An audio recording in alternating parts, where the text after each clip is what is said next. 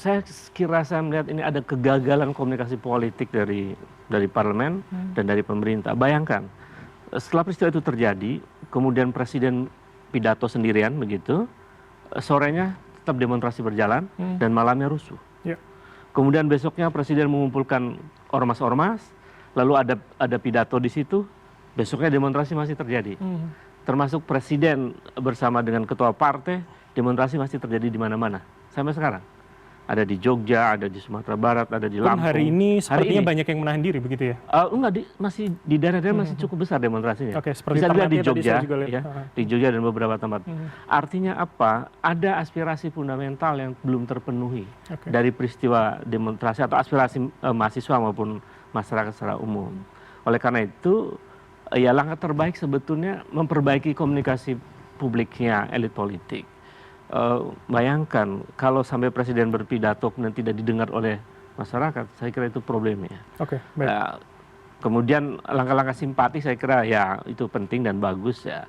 Misalnya Prabowo datang menemui korban misalnya.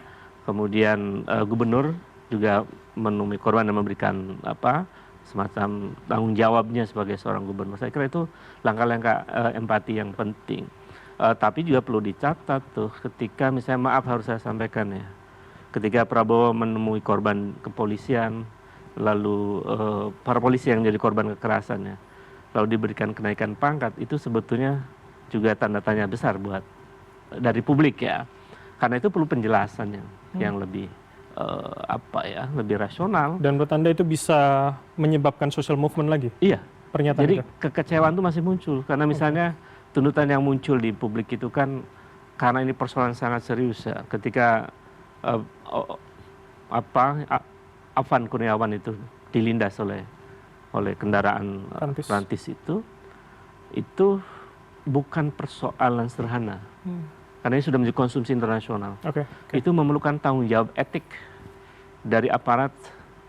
Saya tadi berharap mestinya elit kepolisian tuh bisa menyatakan mundur sebagai bentuk tanggung jawab etik. Kalau kemudian minta dimundurkan itu lain nanti ceritanya. Baik. Jadi maksud Anda kita tetap esensi itu tidak boleh hilang dari perjuangan itu ya? Tetap. Baik.